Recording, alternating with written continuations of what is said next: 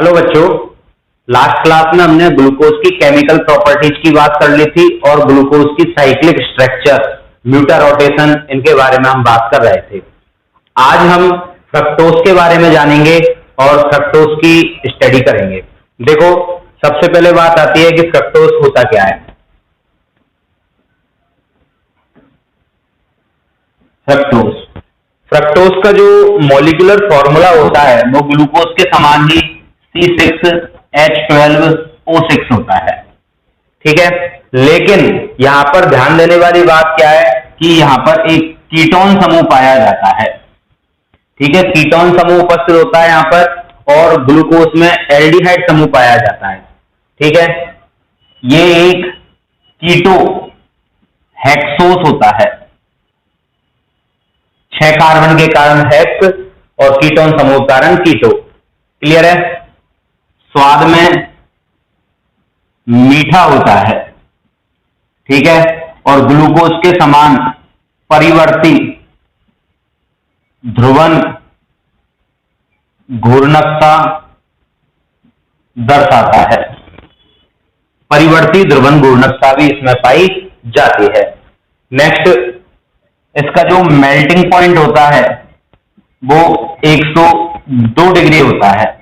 ठीक है, melting point कितना है इसका? 102 डिग्री, नहीं तो 2 डिग्री होता है। नेक्स्ट, जल में विलेयशील होता है ये, लेकिन ईथर एल्कोहल में अविलेयशील या अल्प विलेयशील होता है। ईथर एल्कोहल में कैसा होता है? अल्प विलेयशील होता है। ठीक है, नेक्स्ट बात करते हैं और ये क्रिस्टलीय सफेद ठोस पदार्थ होता है। नेक्स्ट, निर्माण की विधि क्या है? मेथड ऑफ प्रिपरेशन क्या हो जाएगा इसका? तो इसका निर्माण किया जाता है सुक्रोज से। सुक्रोज सूत्र क्या होता है? C12H22O11। जब सुक्रोज का अम्लीय जल अपघटन किया जाता है तो 1 इकाई ग्लूकोज की और 1 इकाई फ्रक्टोज की प्राप्त होती है। तो सुक्रोज C12H22O11, इसका हम जल अपघटन करवा देते हैं डाइल्यूट यानी कि तनु H2SO4 की उपस्थिति में या अम्लीय माध्यम में। तो हमें 1 इकाई ग्लूकोज की प्राप्त होती है और 1 इकाई फ्रक्टोज की प्राप्त हो जाती है। ये हमने ग्लूकोज के निर्माण की विधि में भी ये रिएक्शन लिखी थी।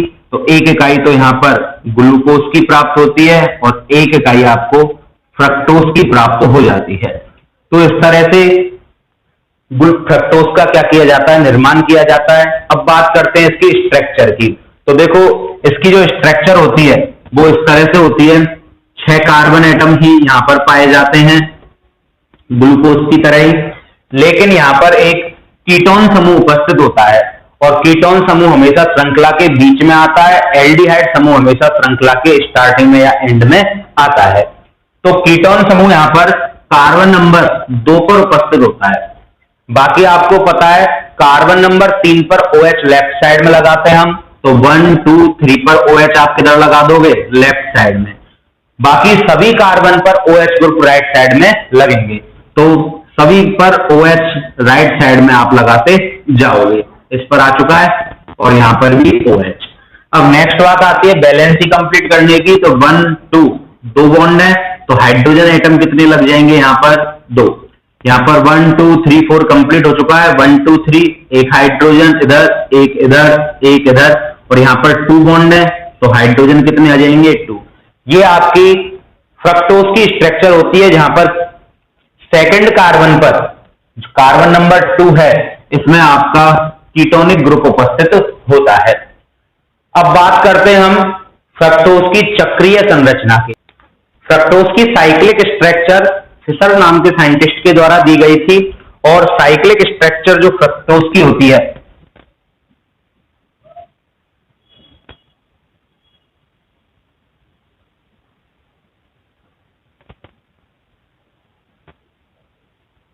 Cyclic structure of fructose.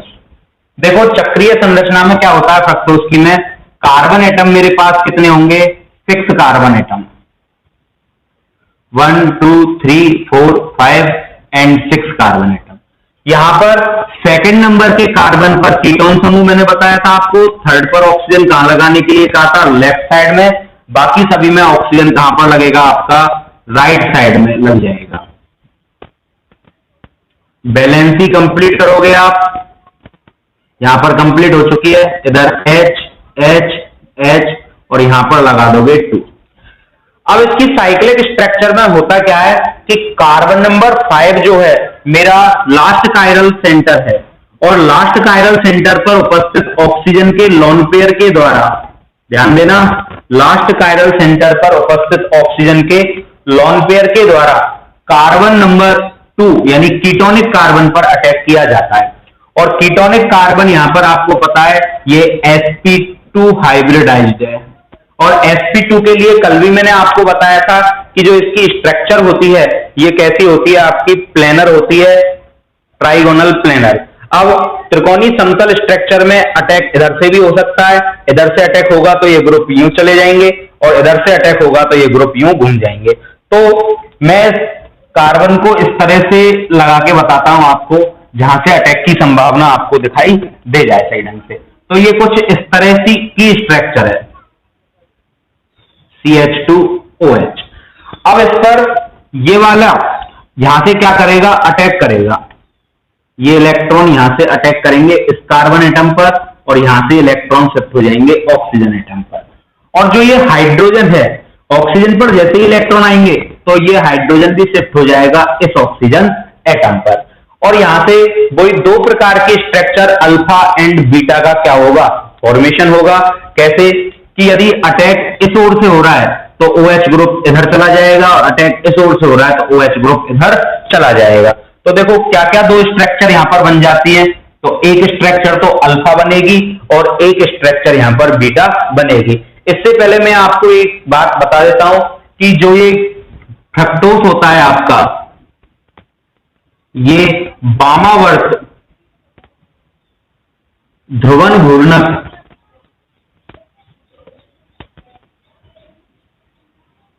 वामावर्त ध्रुवन घूर्णक का दर्शाता है, अर्थात ये स्मॉल l या नेगेटिव रूप में पाया जाता है। ठीक है, और इसका अंतिम कायरल कार्बन देखोगे आप ये वाला, तो ये ग्लूकोज के समान ही है। और लास्ट क्लास में मैं आपको बता रहा था ग्लिसरैल्डिहाइड के सापेक्ष लास्ट कायरल सेंटर में OH जिस ओर आता है उसके आधार पर हम कैपिटल D और कैपिटल L नामकरण करते हैं। तो लास्ट कायरल सेंटर इसका किधर आ रहा है, लेफ्ट साइड, वो राइट साइड में। और ग्लिसरैल्डिहाइड मैंने आपको लास्ट क्लास में बताया था OH H और CH2OH, और CHO COH H और CH2OH। यदि OH ये वाला सिचुएशन हमें प्राप्त होती है तो कैपिटल D, और ये सिचुएशन हमें प्राप्त हो जाती है तो कैपिटल L। अब इसको आप देखोगे ये वाली जो स्थिति है मेरे पास ये कैपिटल D के समान है, इस कारण जब मैं इसका नोमेनक्लेचर करूंगा तो मैं सबसे पहले क्या लिखूंगा, कैपिटल D। उसके बाद मेरे को ये पता है कि ये वामावर्त ध्रुवन घूर्णकता प्रदर्शित करता है, तो उसके लिए मैं क्या लिख दूंगा, माइनस, और फिर इसके लिए लिखूंगा मैं फ्रक्टोज, ये इसका नाम हो जाएगा। तो D माइनस फ्रक्टोज इसका नाम होता है। यहां पर ये हाइफन के चिन्ह है और ये नेगेटिव चार्ज का चिन्ह है। नेगेटिव वामावर्त ध्रुवन घूर्णकता को दर्शाता है और पॉजिटिव दक्षिण ध्रुवन घूर्णकता को प्रदर्शित करता है। नेक्स्ट बात करते हैं इसके दोनों रूपों की, अल्फा एंड बीटा की। देखो अब मैं यहां पर स्ट्रक्चर में 1 2 3 4 एंड 5 कार्बन लूंगा। 5 कार्बन क्यों लिए मैंने, क्योंकि इस कार्बन से मैंने एक कार्बन और अटैच कर रखा है, सेकंड नंबर के कार्बन पर फोर्थ नंबर का कार्बन अटैक कर रहा है, तो यहां पर second number and fourth number के बीच में एक बॉन्ड बन जाएगा और हाइड्रोजन ऑक्सीजन पर क्या हो चुका है, शिफ्ट हो चुका है। तो ये जो कार्बन है मेरा सेकंड नंबर वाला, इस पर क्या है, मेरे पास 2 ग्रुप आ चुके हैं। कौन कौन से 2 ग्रुप आ चुके हैं आप ध्यान से देखोगे, इसको मैं कुछ इस तरह से बना देता हूं समझने के पर्पज से। तो एक इस पर मेरे पास होगा OH ग्रुप और एक मेरे पास इस पर होगा CH2OH ग्रुप। ये CH2OH ये है और ये OH इधर है। ये मैंने अटैक इधर से करवाया है तो OH इधर, और अटैक इधर से करवाऊंगा तो OH इधर आ जाएगा, जैसे मैं सेकंड में करने वाला हूं। ठीक है, आपको पता है 1 नंबर कार्बन ये होगा। ध्यान से देखना, यहां पर काउंटिंग में प्रॉब्लम आती है। ये 1 नंबर 2 3 4 5 एंड 6। ठीक है, ये काउंटिंग आप याद रखोगे। अब मेरे को ये पता है 3rd नंबर का जो कार्बन होता है 1 2 3, 3 पर OH हमेशा किस ओर आता है? लेफ्ट साइड में। बाकी सभी में OH किधर आता है? राइट साइड में। तो एज इट इज आप कॉपी कर दोगे यहां से CH2OH। इस कार्बन पर O आ रहा है और 2nd और 5 के बीच में बॉन्ड बन चुका है। H कहां पर शिफ्ट हो गया आपका? 2nd नंबर के कार्बन के ऑक्सीजन पर, और इधर क्या बचेगा आपका? केवल H। इस कार्बन पर देखोगे आप OH और H एज इट इज हैं, OH और इधर क्या लगा दोगे? H। 3rd नंबर के कार्बन पर OH में लगा चुका हूं, H बचा है तो वो इधर हम लगा देंगे। तो इस तरह की कोई एक स्ट्रक्चर हमारी बन जाती है। इसका नाम क्या होता है? अल्फा D माइनस फ्रक्टोज, ये इसका नाम हो जाता है। और नेक्स्ट, यदि इसकी मेरे को बीटा वाली संरचना बनानी है तो आप ध्यान दोगे, अब हमें अटैक इस ओर से करवाना होगा, जिससे OH इधर और CH2OH इधर। तो मैं यहां पर भी 5 कार्बन बना लेता हूं, 1 2 3 4 एंड 5। ठीक है, 4 कार्बन और 2nd नंबर के कार्बन के बीच में एक ऑक्सीजन लगा देते हैं। अब मेरे पास OH ग्रुप इधर लगाना है मेरे को, और CH2OH ग्रुप इस ओर लगाना है। ठीक है, नेक्स्ट 3rd नंबर का जो कार्बन है, कौन सा है 3rd नंबर का कार्बन? ये 1 नंबर, ये 2 नंबर, ये 3, ये 4, ये 5 एंड 6। तो जो मेरे पास 3rd नंबर का कार्बन है उस पर मैं OH किस ओर लगाऊंगा? लेफ्ट साइड में। बाकी सभी में OH किधर आता है? राइट साइड में। तो यहां से जस्ट कॉपी करते जाओगे आप CH2OH। इस कार्बन से ये बॉन्ड बन चुका है तो इधर H रह रहा है, ये H लगा दोगे। इस कार्बन पर एक OH है और इधर कौन है? H। इस कार्बन पर OH लगा चुका हूं मैं, केवल H लगेगा। ठीक है, तो ये आपकी सेकंड स्ट्रक्चर बन चुकी है, जिसका नाम क्या हो जाता है? Beta D minus fructose.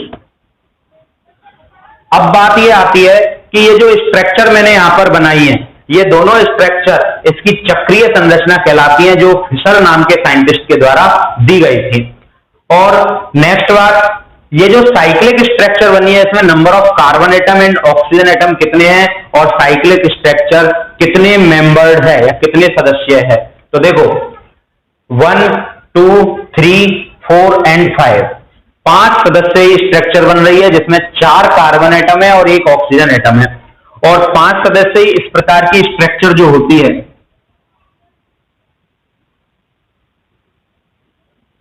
देखो इस स्ट्रक्चर को ध्यान से, 1 carbon atom, 2 carbon atom, 3 carbon atom, 4 carbon atom and oxygen. तो 4 कार्बन और 1 ऑक्सीजन यहां पर प्रेजेंट है। और इस प्रकार की जो स्ट्रक्चर होती है, इस स्ट्रक्चर को फ्यूरेन, इस स्ट्रक्चर को क्या बोलते हैं? फ्यूरेन वाले बोलते हैं। तो जो इसकी हार्वर्ड संरचना बनेंगी उनको हम फ्यूरेनोस के नाम से जानते हैं। ओस इनका एक तरह से आप गोत्र मान सकते हो, मजाक में बता रहा हूं। तो ओस लगाना है हमको सभी में, जैसे ग्लूकोस, कल हमने पायरेनोस बनाया था, सुक्रोस, माल्टोस, लैक्टोस, गैलेक्टोस, फ्यूरेनोस। तो ओस इनका एक तरह से गोत्र मान सकते हो आप, जो हर किसी स्ट्रक्चर में लग रहा है। ठीक है, नेक्स्ट अब हम बनाते हैं इसकी साइक्लिक स्ट्रक्चर। तो साइक्लिक स्ट्रक्चर में आपको याद रखना है, वो हार्वर्ड संरचना में 1 2 3 4 कार्बन और 1 ऑक्सीजन की स्ट्रक्चर यहां पर बनेगी। तो ध्यान से देखोगे आप, सबसे पहले मैं 1 ऑक्सीजन एटम लूंगा और यहां पर 4 कार्बन एटम ले लूंगा। ठीक है, बाकी वैलेंसी, ये कार्बन है सभी, और कार्बन की वैलेंसी कितनी होती है? 4। तो यहां पर 2 वैलेंसी हम और लगा देंगे। अब आपको एक बात याद रखनी है कि साइक्लिक स्ट्रक्चर कार्बन नंबर 2 से स्टार्ट हुई है और कार्बन नंबर 4 पर खत्म होगी। ठीक है, बीच में ऑक्सीजन आएगा। तो ये मेरा कार्बन नंबर 2 होगा, ये बात आप बिल्कुल नहीं भूलोगे। ये 3 होगा, ये 4 होगा और ये 5 होगा, इनको आप याद रखोगे हमेशा। अब बात आती है ऑक्सीजन और हाइड्रोजन लगाने की। तो आपको पता है सबसे पहले मेरे पास जो राइट साइड में जितने भी ग्रुप होते हैं वो सब किधर आते हैं, नीचे, और राइट साइड वाले जितने भी ग्रुप हैं वो सब नीचे आते हैं, और लेफ्ट साइड वाले जितने भी है वो सभी ग्रुप कहां आएंगे, आपके ऊपर। तो देखोगे कार्बन नंबर 2 पर CH2OH किधर लग रहा है, लेफ्ट साइड में। लेफ्ट साइड वाला हमेशा आपको कहां लिखना है, ऊपर की ओर। लेफ्ट साइड वाला आपको कहां लिखना है, हमेशा ऊपर। कार्बन नंबर 3 पर देखोगे OH कहां लिख रहा है, ऊपर की ओर, ठीक है। उसके बाद कुछ भी नहीं है, बाकी सब में 4 नंबर के कार्बन पर OH किधर है, राइट साइड में, कहां लिखोगे, नीचे की ओर। कार्बन नंबर 5 पर देखोगे आप, तो कार्बन नंबर 5 पर एक CH2OH लगा है, जिसके लिए मैंने आपको ग्लूकोज में बताया था, ये हमें हमेशा ऊपर लिख देना है सबसे पहले। तो यहां पर क्या आ जाएगा आपका, CH2OH, ठीक है। इधर से लिखो इधर से लिखो, कोई फर्क नहीं पड़ता है। अब बात करनी है केवल वैलेंसी की। तो वैलेंसी के लिए मेरे पास क्या है, हाइड्रोजन एटम, तो CH2OH, और इधर क्या होगा, OH। इसको ध्यान रखोगे, यहां पर क्या आएगा, OH। इधर OH है, इधर H। कार्बन नंबर 4 पर OH हम लगा चुके हैं, H बचा, और यहां पर CH2OH लगा चुके हैं, क्या बचेगा, केवल H। तो ये आपकी क्या हो जाएगी, अल्फा डी माइनस फ्रक्टोज की हावर्त संरचना। कौन सी आवर्त संरचना है ये, अल्फा डी माइनस फ्रक्टोज की हावर्त संरचना, ठीक है। ये बात आपको याद रखनी है। नेक्स्ट अब हम बनाते हैं बीटा डी माइनस फ्रक्टोज की हावर्त संरचना। देखो बीटा डी माइनस फ्रक्टोज की हावर्त संरचना के लिए हम क्या करेंगे, सबसे पहले वही एक साइक्लिक स्ट्रक्चर बनाएंगे, फ्यूरेनोस स्ट्रक्चर बोलते हैं जिसको हम,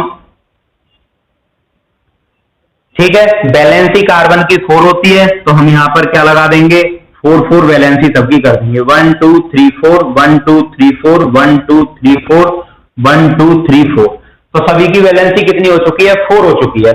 अब ऑक्सीजन और हाइड्रोजन लगाने का नंबर है, तो कार्बन नंबर 2 पर आप देखोगे राइट साइड में जो लगे सबसे पहले आप उनको लगाओगे, वो सभी कहां आएंगे, ऊपर। तो राइट साइड में सेकंड नंबर कार्बन पर कौन आएगा, OH, ऊपर। थर्ड नंबर कार्बन पर भी OH कहां जाएगा, ऊपर, राइट साइड वाले, ठीक है। और आपको पता है 5 नंबर, ये 2 नंबर कार्बन है, ये 3 नंबर, ये 4 नंबर, ये 5 नंबर, और यहां पर भी आप क्या लिख दोगे, CH2OH। नेक्स्ट बात आती है आपकी, अब हमें करनी है बैलेंसी कंप्लीट और बचे हुए ग्रुप। तो कार्बन नंबर 1 पर लेफ्ट साइड में कौन है, CH2OH। कार्बन नंबर 2 कंप्लीट हो चुका है, 3 पर आओगे तो H बचा। 4 पर आओगे आप, 4 पर कोई भी ग्रुप नहीं लगाया गया है, तो बचे हुए ग्रुप सभी कहां आएंगे, नीचे, और ऊपर H। अब मैं आपको इसका एक सीधा सा तरीका बता देता हूं, आपको याद रखना है, जब भी हम अल्फा स्ट्रक्चर बनाएंगे तो अल्फा स्ट्रक्चर में कार्बन नंबर 2 पर ऊपर CH2OH, नीचे OH, और बीटा स्ट्रक्चर बनाओगे तो OH ऊपर, CH2OH नीचे। बाकी कार्बन नंबर 3 पर तो हमेशा OH ग्रुप आपका कहां पर आता है, हमेशा ऊपर ही आता है। तो डायरेक्ट आप इसकी स्ट्रक्चर कैसे बना पाओगे, आपको इसकी स्ट्रक्चर बनाने के लिए डायरेक्ट ये याद रखना होगा कि हमें ये बनाना है, ठीक है। अब मैं कहूं आपसे अल्फा, तो अल्फा में आपको याद रखना है ऊपर CH2OH और नीचे OH, और बीटा तो ऊपर OH नीचे CH2OH। तो आपको अल्फा वाली बनानी है, तो अल्फा वाली में क्या हो जाएगा, ऊपर CH2OH, नीचे OH। बाकी एक 2 3 नंबर के कार्बन पर हमेशा OH ऊपर आता है, बाकी सभी में कहां आता है, नीचे, और यहां तो आपको पता है CH2OH ही आएगा। बाकी बैलेंसी कंप्लीट करनी है आपको, ये आपकी अल्फा स्ट्रक्चर हो गई, और बीटा बनाना है तो इसको आप क्या कर दोगे, CH2OH नीचे और OH ऊपर। तो इस तरह से आपका बीटा फॉर्म बन जाएगा, ठीक है। तो ये आपकी क्या हो गई, ग्लूकोज की चक्रीय संरचना, और इसका नाम क्या हो जाता है, इसका नाम हो जाएगा बीटा डी माइनस फ्रक्टोज की हावर्त संरचना। बीटा डी माइनस फ्रक्टोज की हावर्त संरचना। तो इस तरह से हमें यहां पर फ्रक्टोज की चक्रीय संरचना और फ्रक्टोज की हार्वर्ड संरचना बनाई है। और ये आगे जब हम ओलिगोसैकेराइड में सुक्रोज, माल्टोज और लैक्टोज पढ़ेंगे या फिर पॉलीसैकेराइड पढ़ेंगे तो ये स्ट्रक्चर हमें बहुत काम आती है, इसलिए इनको आप याद रखोगे और बार बार हमें ये स्ट्रक्चर काम आएंगे, तो इनकी प्रैक्टिस हमें काफी अच्छे ढंग से होनी चाहिए। ठीक है, मोनोसैकेराइड हमारा कंप्लीट हो चुका है। अब नेक्स्ट टॉपिक है डाइसैकेराइड। देखो डाइसैकेराइड, डाइसैकेराइड या ओलिगोसैकेराइड हमें पढ़ना है। टॉपिक है हमारा ओलिगोसैकेराइड और केवल डाइसैकेराइड के बारे में जानकारी प्राप्त करनी है। एक्चुअली ओलिगोसैकेराइड क्या होते हैं? वे कार्बोहाइड्रेट जिनका जल अपघटन तो 2 से लेकर 10 तक मोनोसैकेराइड इकाइयां प्राप्त होती हैं। यदि 2 ही मोनोसैकेराइड इकाइयां प्राप्त होती हैं तो उसे डाइसैकेराइड बोला जाता है, और 2 से ज्यादा सैकेराइड इकाइयां होती हैं तो ट्राई, टेट्रा, पेंटा बोला जाता है। अब डाइसैकेराइड में मेनली 3 चीजें हमें पढ़नी है यहां पर। एक तो हमें पढ़नी है एक हमें पढ़नी है माल्टोस और एक हमें पढ़ना है लैक्टोस। इन 3 के बारे में हमें डिटेल में स्टडी। उससे पहले हम डाइसैकेराइड की बात करें तो डाइसैकेराइड को 2 भागों में क्लासिफाई कर दिया जाता है। कौन कौन से 2 भाग होते हैं? एक तो होता है अपचायक और एक होते हैं अनअपचायक। अपचायक और अनअपचायक। अब अपचायक का मतलब क्या होता है?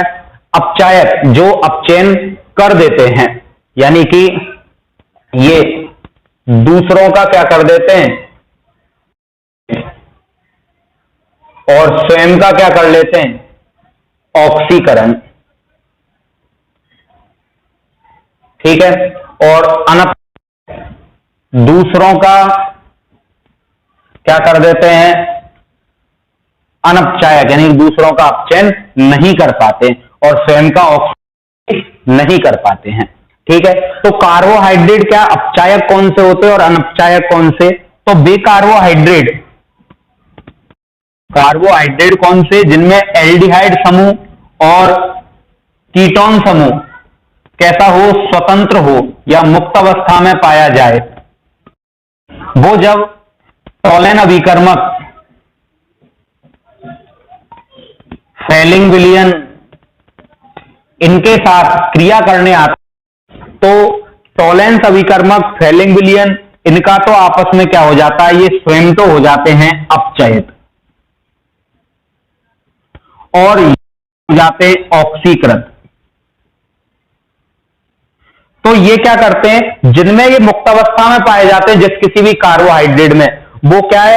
ऑक्सीकृत हैं, और ऑक्सीकृत होंगे तो दूसरों का ये अपचयन कर देंगे। इस कारण जिस किसी भी कार्बोहाइड्रेट में ये समूह मुक्त अवस्था में पाए जाएंगे वो अपचायक कहलाएगी। क्यों? क्योंकि ये दूसरों का दूसरों का अपचयन कर रहे हैं और स्वयं का क्या कर लेते हैं? ऑक्सीकरण कर लेते हैं। तो इसमें माल्टोस और इसके अलावा आपका लैक्टोस, ये दोनों शर्कराएं जो होती है ये आपकी अपचायक होती है, और जो ये आपकी सुक्रोस है, ये सुक्रोस आपकी अनपचायक शर्करा होती है। तो डाइसैकेराइड में रखना है कि सुक्रोस एक अनपचायी शर्करा होती है, अर्थात ये टोलेंस रिएजेंट, फेलिंग विलियन, सिफ अभिकर्मक, बेनेडिक्ट विलियन इनका अपचयन नहीं कर पाते। ठीक है, अब बात ये आती है कि यदि ये अपचयन नहीं कर पाएंगी तो हमें सीधे सी बात समझ में क्या आ रही है यहां पर कि इसमें एल्डिहाइड और कीटोन जो समूह हैं ये मुक्त अवस्था नहीं पाए जाते। ठीक है, तो चलो अब हम डिटेल में पढ़ते हैं सुक्रोस को।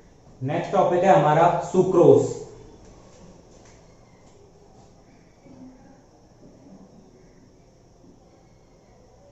सुक्रोस को इच्छु शर्करा या फिर कैन शुगर के नाम से भी जाना जाता है। सुक्रोस स्वाद में मीठा होता है। गन्ने के रस में लगभग 15 से 20% सुक्रोज एवं चुकंदर में लगभग 15 से 17% सुक्रोज पाया जाता है। और रसोई घर में जो चीनी हम यूज में लेते हैं वह सुक्रोज ही होता है। सुक्रोज का जो गलनांक होता है, मेल्टिंग पॉइंट, सुक्रोज का मेल्टिंग पॉइंट 180 डिग्री सेंटीग्रेड होता है। और सुक्रोज को यदि 180 डिग्री सेंटीग्रेड से उच्च ताप पर गर्म कर दिया जाए तो यह भूरे रंग के पदार्थ कैरामेल या कैरोमल में परिवर्तित हो जाता है। यदि इसे H2SO4 की उपस्थिति में रिएक्ट करवाया जाए तो आप जानते हो H2SO4 एक निर्जली कारक होता है और निर्जली कारक पदार्थ क्या करते हैं, जल को एब्जॉर्ब कर लेते हैं। तो C12H22O11, इसको मैं लिखूं तो H2O का होल 11 लिख सकता हूं। और जब मैं इसे H2SO4 की प्रेजेंस में गर्म करवाता हूं तो 12 मॉलिक्यूल कार्बन के बचते हैं और 11 मॉलिक्यूल H2O के अलग हो जाते हैं। तो ये काले रंग के पदार्थ कार्बन में चेंज हो जाता है जब इसकी क्रिया H2SO4 के साथ की जाती है, क्योंकि ये इसमें से जल के मॉलिक्यूलों को अलग कर देता है। ठीक है, तो सुक्रोज एक डाइसैकेराइड होता है और सुक्रोज ग्लूकोज और फ्रक्टोज के बीच में ग्लाइकोसाइडी बंध बनने के दौरान बनता है। अब ये ग्लाइकोसाइडी बंध क्या होता है, तो दो मोनोसैकेराइड इकाइयां आपस में जिस बॉन्ड के द्वारा जुड़ी हुई रहती हैं उस बॉन्ड को ग्लाइकोसाइडी बॉन्ड के नाम से जाना जाता है। ठीक है, दो मोनोसैकेराइड इकाइयां ग्लूकोज फ्रक्टोज हो सकती है, गैलेक्टोज और ग्लूकोज हो सकती है। तो दो मोनोसैकेराइड इकाइयां आपस में जिस बॉन्ड के थ्रू जुड़ती हैं वो क्या कहलाती है, ग्लाइकोसाइडी बॉन्ड कहलाता है। ये जल के अणु को रिलीज करके बनता है। जैसे सुक्रोज की हम बात करें तो सुक्रोज में एक इकाई तो क्या होती है आपकी, ग्लूकोज होती है और एक इकाई आपकी क्या होती है, फ्रक्टोज होती है। अब एक बहुत इंपॉर्टेंट चीज आपको समझनी है कि सुक्रोज जो स्वयं होता है, सुक्रोज स्वयं सुक्रोज एक दक्षिण ध्रुवन घूर्णक होता है, यानी कि प्लस रूप में पाया जाता है। दक्षिण ध्रुवन घूर्णकता दर्शाता है। और जब सुक्रोज का जल अपघटन किया जाता है, सुक्रोज का जब हम जल अपघटन करते हैं तो आपको पता है दो इकाइयां बनती है, एक तो बनती है ग्लूकोज और एक बनती है फ्रक्टोज। दो इकाइयां हमें यहां पर प्राप्त हो जाती हैं। अब आपको ध्यान ये रखना है कि ग्लूकोज जो होता है इसके बारे में आप जानते हो ये क्या दर्शाता है, ये डेक्स्ट्रोरेडेटरी होता है, स्मॉल डी रूप में पाया जाता है, यानी ये भी दक्षिण ध्रुवन घूर्णक होता है। और फ्रक्टोज जो होता है ये नेगेटिव यानी कि स्मॉल एल रूप में पाया जाता है, वामावर्त होता है ये। और ये क्या होता है आपका दक्षिणावर्त। तो एक आपका वामावर्त है और एक आपका दक्षिणावर्त है। अब मैंने सुक्रोज जो स्वयं कैसा था, दक्षिण ध्रुवन घूर्णक, इसको मैंने वाटर में डिसॉल्व कर दिया, वाटर में डिसॉल्व कर दिया मैंने इसको। और वाटर में जब मैंने डिसॉल्व किया तो ओवरऑल जो जलीय विलयन बनेगा सुक्रोज का उसमें ग्लूकोज भी होगा और फ्रक्टोज भी होगा। तो ओवरऑल विलयन अब दक्षिणावर्त रहेगा या वामावर्त रहेगा, क्योंकि सुक्रोज जो स्वयं दक्षिणावर्त था पानी में जाकर घुल गया, दो रूपों में अलग हो गया और अलग होने के बाद एक रूप दक्षिणावर्त है और एक रूप वामावर्त है। तो ये ओवरऑल जो जलीय विलयन है वो कैसा रहेगा, तो ओवरऑल जो जलीय विलयन होता है सुक्रोज का जो जलीय विलयन है ये वामावर्त यानी कि स्मॉल एल रूप में रहता है। अब क्वेश्चन आता है ऐसा क्यों, तो आपको यहां पर समझना होगा कि ग्लूकोज का जो एक्चुअल रोटेशन होता है ये +52 डिग्री होता है, जो मैंने लास्ट क्लास में आपको बताया था। और फ्रक्टोज का जो रोटेशन होता है वो -92.4 डिग्री होता है। अब आप कहोगे कि प्लस ज्यादा होता है, माइनस तो वैसे ही कम होता है। तो आपको एक बात ये याद रखनी है कि ये मैथ वाले प्लस माइनस नहीं है, यहां पर इस प्लस साइन का मतलब और माइनस साइन का मतलब, प्लस यहां पर दक्षिण ध्रुवण घूर्णकता को दर्शा रहा है और माइनस यहां पर वामावर्त ध्रुवण घूर्णकता को प्रदर्शित कर रहा है। अब एक्चुअली में प्लस वामन और माइनस 52 तो आपस में कैंसिल आउट हो जाते हैं, तो 92 माइनस का जो है इसमें से माइनस 52 तो प्लस 52 के द्वारा कैंसिल हो गए। अब बचा आपका 40.4% नेगेटिव वाला। तो ओवरऑल नेगेटिव की वैल्यू ज्यादा होने के कारण जो कंप्लीट विलियन है, ये कंप्लीट विलियन वामावर्त ध्रुवण घूर्णकता प्रदर्शित कर देता है। तो आपको अब याद रखना होगा कि सुक्रोज जो होता है स्वयं दक्षिण ध्रुवण घूर्णक होता है, लेकिन सुक्रोज का जलीय विलियन वामावर्त ध्रुवण घूर्णकता प्रदर्शित करता है। और इसका रीजन मैंने आपको बता दिया कि सुक्रोज के जलापकटन से प्लस 52 डिग्री ग्लूकोज प्राप्त होगा और माइनस 92.4 डिग्री वामावर्त ध्रुवण घूर्णकता वाला फ्रक्टोज प्राप्त होगा।